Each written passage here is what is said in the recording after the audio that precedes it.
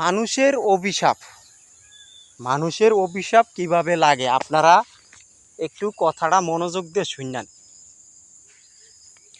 মানুষের অভিশাপ, আপনি কাজ করতে আছেন, ধরেন আপনি একটা কোম্পানিতে চাকরি করেন, এখন আপনি কর্মচারীর ঠিক মতন বেতন দিলেন না। যেমন আমি কথাটা আজকে বাস্তব তুলে ধরি। গাজীপুর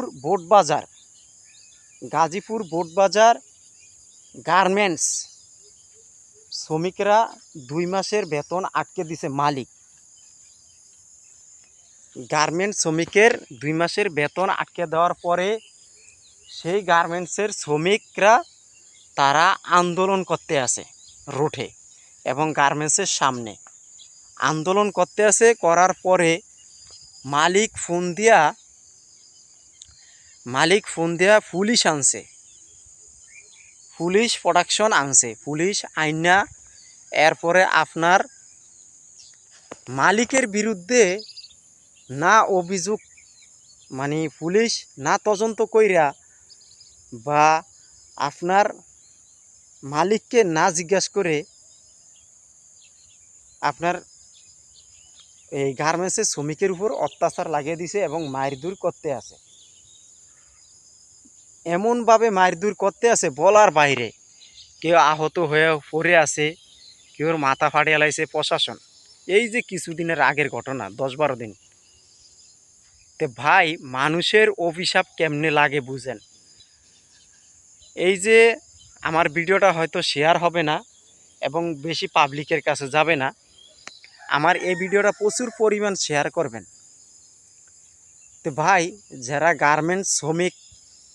গার্মেন্টসে কাজ করে, শ্রমিকের বেতন আপনারা যদি টাইম মতন বেতন না দেন, এই গার্মেন্টসের শ্রমিকের টাকা দিয়ে তাদের ফ্যামিলি চলে, ছেলে সন্তান চলে, ছোট বাচ্চাদের দুধ পর্যন্ত চলে।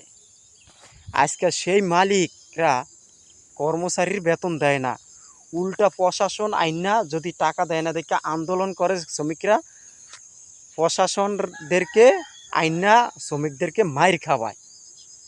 তো ভাই, এই যে শ্রমিক কষ্ট করছে, পরিশ্রম করছে, এই পরিশ্রমের টাকাটা যদি না দেন, মন থেকে যদি সে নামাজ পড়ে দোয়া করে অভিশাপ দেয়, আপনার গার্মেন্টস ধ্বংস। যারা গার্মেন্টস ফ্যাক্টরির মালিক, আমি তাদের জন্য ভিডিওটা বানাইছি। শ্রমিকের বেতন নিয়ে কোনো দিন ঘাবুলতি করবেন না এবং শ্রমিকের বেতনটা টাইম মতন দিয়ে দিবেন। শ্রমিকের বেতন টাইম মতন দিবেন, আপনার কর্মস্থল আরও উন্নত হবে এবং কি আপনার পোশাকের ফ্যাক্টরি আরও উন্নতি হবে এবং আরও বড় পর্যায়ে যাবে। মানুষের দোয়া হলো বড় দোয়া। আপনি সবসময়, এই যে গার্মেন্টস ফ্যাক্টরির মালিকদেরকে বলি, আপনি সবসময় মানুষের দোয়া নেওয়ার চেষ্টা করবেন। মানুষ যদি একবার অভিশাপ দেয়, আপনি ধ্বংস হয়ে যাবেন। ভিডিওটা ভালো লাগলে শেয়ার করে দিবেন। আল্লাহ হাফেজ।